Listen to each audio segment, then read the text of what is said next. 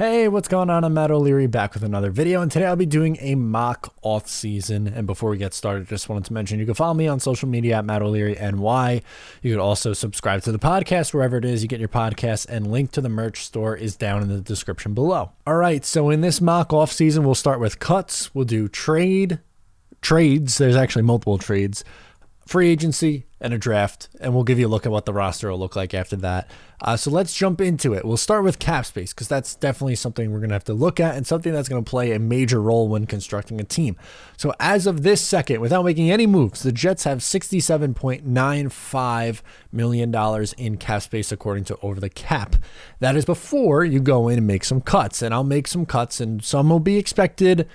One's maybe a little bit of a stretch, and I would move on from him, but let's just get into it. So Henry Anderson to me is an obvious one. That'll save you $8.2 million. There's just no reason to pay him that much money to be not a great defensive end. He's a 3-4 defensive end, and the Jets are transitioning to a 4-3. It just doesn't make sense for him to be on this roster for that. Then you have Alex Lewis, who if you move on from him will save you $5.19 million.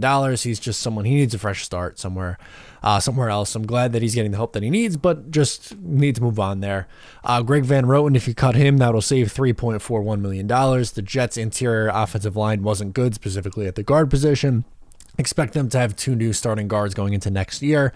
Ryan Griffin, who I just don't think is healthy anymore, would save you $1.85 million. That's the one that's a little bit of a stretch. Some people might want to keep him and pair him with Chris Herndon again. I would move on and save that money. And my last cut is going to be Josh Doxson, and that'll save you $985,000. As of now, that would move the Jets cap space up to $87.59 million. So let's make my trades. There's 2 trades here. One is trading a player away, and another is acquiring a player for relatively cheap for what that player is because of the team's cap situation. So let's jump into it. First, I am trading Sam Darnold to the Washington football team for a 2021 second round pick and a 2022 fifth round pick. That will save the Jets an additional $4.78 million. I think he is someone who needs a fresh start. I think that Washington is absolutely a team that would be a suitor. The Colts were someone that I thought would be a suitor. They trade for Carson Wentz.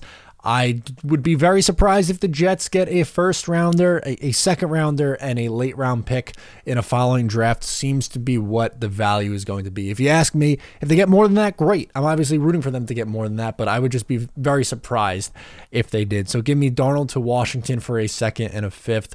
Alex Smith, who knows how much longer his leg has. Heineke had like that one good playoff game and hasn't done anything in his career before this, so they need a stable answer at the quarterback position. So Sam Darnold to Washington, they take a flyer on him. As for my trade to acquire a player, I am trading pick 34 and a conditional 5th round pick in 2022 for Marshawn Lattimore, the cornerback for the Saints. The Jets would take on his $10.24 million contract. He's on his 5th year option on his rookie deal. And the Saints, yeah, he's a great cornerback, no doubt about it. But the Saints have such cap issues that I don't think it would take a first round pick or multiple high-end picks to acquire him. I think a second and an additional pick next year that maybe, depending on if he re-signs, it bumps up from like a 5th to a 3rd or a 4th, something like that. I think that's more than fair. And for the Jets, you're getting a legitimate starting outside corner, which is something they desperately, desperately need. And he is still young, too. He's 25 years old, 26 years old, in that range.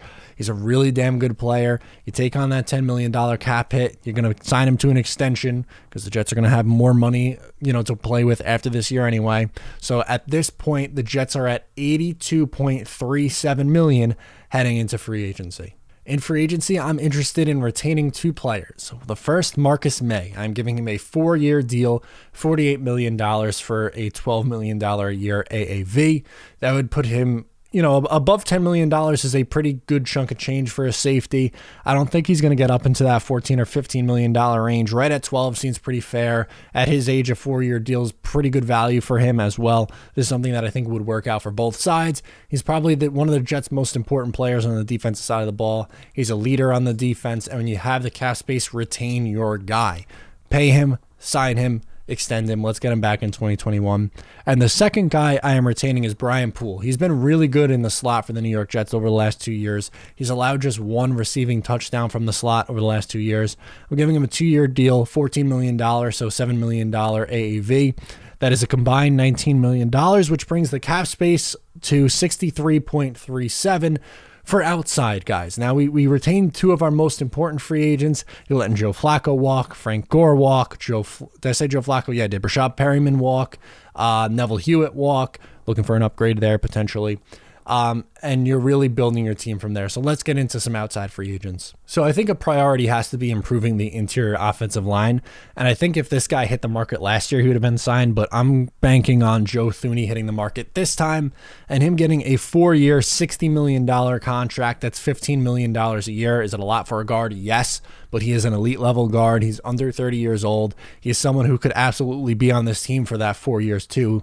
I still think he would be in his prime at the end of that and still be a productive player, but you could obviously get out of contracts in the NFL after a year or two usually. So I would absolutely give him that kind of money to play guard. This is an instant upgrade, and I think this makes Connor McGovern, who had an up and down 2020, more stable going forward. So I would absolutely pay the big bucks to get a premier guard in here, whether it's Thuney or Sheriff. I prefer Thuney because he's on the younger side. Sheriff is probably going to cost you a little bit more. Maybe that number is closer to $16 million.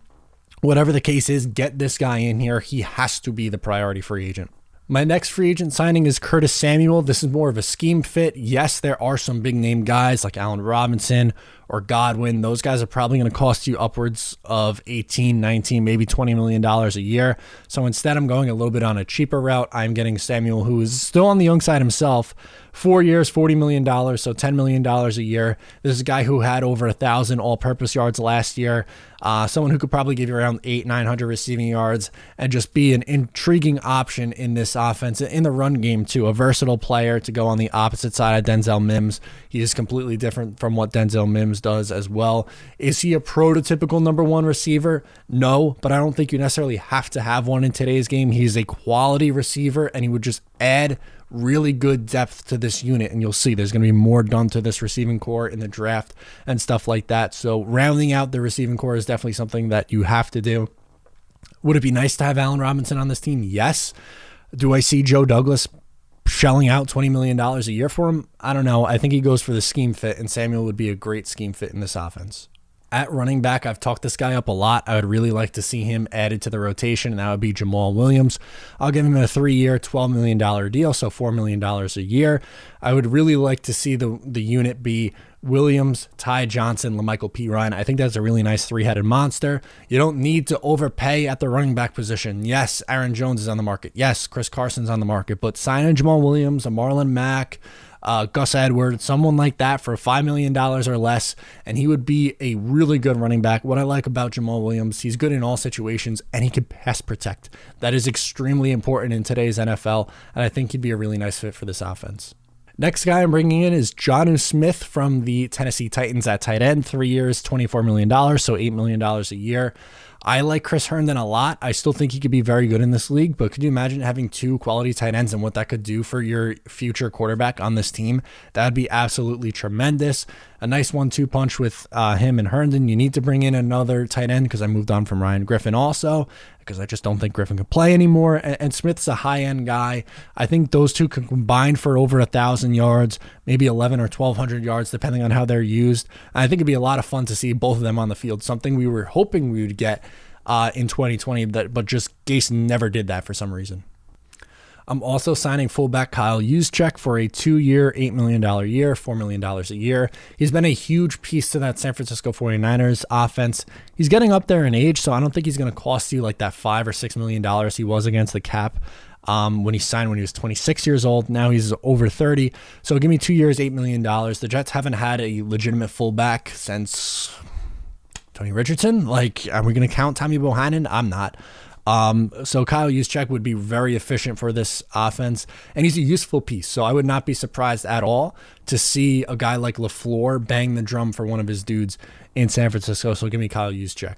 For backup quarterback, I am also bringing in a former 49er, and that's CJ Beathard on a 1-year deal, $3 million. he can play. Like, he is a capable backup, and I think he will be good behind a rookie quarterback. Wink, wink, what I'm doing in the draft. And I forgot to add a kicker. I got to the end and realized I forgot to add a kicker. So give me Ryan Succop from the Tampa Bay Buccaneers. 1 year, $2 million. So that takes my cap space down to $17.37 million at the end. Sign the draft class, then you're done. But let's just get into the draft now. First pick, round 1, pick 2. I'm taking Zach Wilson, quarterback out of BYU. I think he'd be a perfect fit for this style of offense. If the pick is Justin Fields, I'll say it another time because apparently I don't say it enough on this channel. Yes, I would be happy with it. I have a slight edge to Zach Wilson, but will not be disappointed if the pick is Justin Fields. Like I said, I think Wilson would be a really good fit. And you're taking that guy at 2 on a cheap deal, have him lined up with the coach and the GM, having the GM take his own guy. I think that's the route the Jets are going to go, and that's the route that I would go. Round 1, pick 23, I am taking Wyatt Davis, the guard out of OSU. He's fallen in some mock drafts because he got banged up in the championship game, but he is still someone who I think is worthy of a first-round pick. He is a plug-and-play starter at this level, so having Davis play right guard in between Fant and McGovern and having Thuney on the left side between McGovern and Becton, that really, really rounds out your offensive line, and that would be huge for this Jets team. I absolutely expect Joe Douglas to use premium assets in this draft to go and get their guys, especially on the offensive line. We know how much he values it, so I think he would use that pick at 23 on an offensive lineman, and Wyatt Davis, to me, would be the best one on the board because I think Elijah Vera Tucker's probably off the board at that point. Okay, so I traded away pick 34, so I have pick 51 from the Washington trade and the Darnold trade, so I have the Jets picking Patrick Jones II, edge out of Pittsburgh. I really like this guy, and I think he's someone who could play from day one. This is a good edge class, and I think you can get a starting caliber edge in round 2. Patrick Jones is someone who I've seen go as early as round 1. I've seen him go as late as round 3. So I'll say that he's there in round 2, and he's someone that I would love the Jets to take. I really like this kid a lot. I've talked about him in a bunch of mocks that I've done so far, and I'm mocking him to the Jets again because he's someone that I think would be a great fit for this team. Plug-and-play starter again, and I think he is a Joe Douglas and Robert Saleh guy. With the first pick in round 3, I have the Jets going Seth Williams, wide receiver out of Auburn. This is where the Jets could add depth in the NFL draft, and having a wide receiver in the 3rd round, they don't necessarily need to go wide receiver in round 1 or 2 because you have Mims, you have Samuel, you have Crowder. So those are 3 guys you feel pretty comfortable with. You just want to add some solid depth behind that, and maybe one of these guys you could take in the draft. Wink, I'm taking another one, just hold tight. Can do a little bit more and overachieve. And you could usually find some nice talent in the mid-rounds at wide receiver. The Jets have just been such terrible drafters under Mike McCagnon and Idzik, where it feels like they're always just swinging and missing. Maybe Seth Williams is a swing and a miss, but I really like this kid. I expect him to go somewhere around 3 or 4. And would think he would be a good find for the New York Jets. With the second pick in round 3, I am going Peyton Turner, the edge rusher from Houston. Adding more edge help is definitely something this team needs to do. I don't have the Jets signing an edge rusher. You can't sign every single position of need in free agency. You just can't. Even with $80 million in cap space, you have to use the NFL draft, and taking 2 swings, yes, it's semi-premium picks in round 2 and round 3, but you have to take legitimate swings at this position to try to help change it if neither of these guys work, with the additions of Jabari Zuniga on the outside from last year's draft class, taking a step potentially, or with Bryce Huff, who's flashed a little bit. Then, okay, you make that your priority in free agency. But for right now, I think I would be comfortable with taking a 2nd and 3rd round swing on edge and trying to fix it that way. In round 4, I have the Jets going linebacker Cameron McGrone from Michigan. They definitely need some depth behind CJ Mosley. Yes, CJ Mosley will be playing on this team in 2021. His contract is just, you can't do anything with it. So he's going to be on the field, but you need depth behind there. Don't love Neville Hewitt. I think he's okay, but I would rather see if I could find a replacement and at a much cheaper cost in the mid rounds for what he can do. Blake Cashman can't stay on the field for whatever reason, so McGrone in the 4th round seems like a worthy swing at trying to build depth behind CJ Mosley. With the first pick in the 5th round, I have the Jets taking Keith Taylor, a cornerback out of Washington. Again, a position that you need to add some depth to. I really like this kid. The Jets starters, in my mind, would be Lattimore that you trade for, Bryce Hall on the other side. You bring back Poole in the slot. You have Guidry, who could potentially play in the slot also, and Keith Taylor just adds depth with not Bryce Hall, Bless Austin behind that. I don't know if Bless Austin's a starter in this league, but what we have seen is a ton of success with mid to late round picks from guys like Robert Saleh, getting a bunch out of these kids. So maybe he can get more out of Taylor and develop him into a starter. That would be tremendous. And I love and cannot wait to see what Bryce Hall can turn into with Robert Saleh as his coach. With the 2nd round 5 selection, I am taking Spencer Brown, offensive tackle from UNI. Adding depth at tackle, maybe a developmental piece for right tackle, because I don't think Fant's a long-term answer, but someone who I feel comfortable with in 2021. I don't really love Chuma Doga. I don't even know if he's going to be on the roster this year. I don't think that was a good swing, but maybe Brown could be a developmental player. Small school at UNI, obviously, so I think he falls, but an intriguing upside swing. So yeah, why not take a shot at offensive tackle in the 5th round? And with the 6th rounder, I have the Jets going Cade Johnson, a small receiver from a small school at South Dakota State. That's someone who could maybe potentially compete for some slot reps with Braxton Berrios. I don't think it's a lockstep that Braxton Berrios is your long-term replacement behind Jamison Crowder. Braxton Berrios is very okay. Adding some competition there with Cade Johnson. Again, smaller school guy, 6th round player. Do we think he's maybe going to come into as a starter?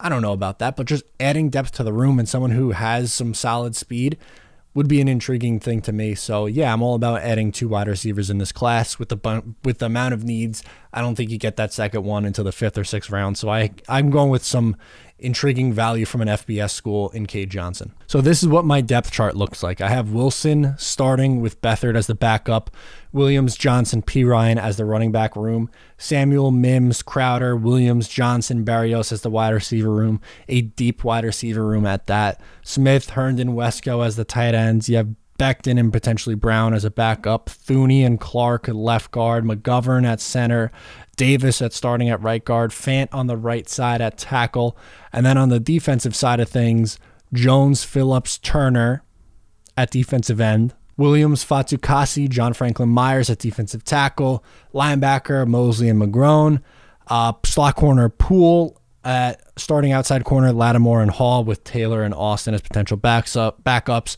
safety Ashtyn Davis, free safety Marcus May. So that is my roster. Let me know what you think of it down below in the comments below. How'd I do in the mock off season? Get at me on social media. Make sure to subscribe if you're new, and I will talk to you next time.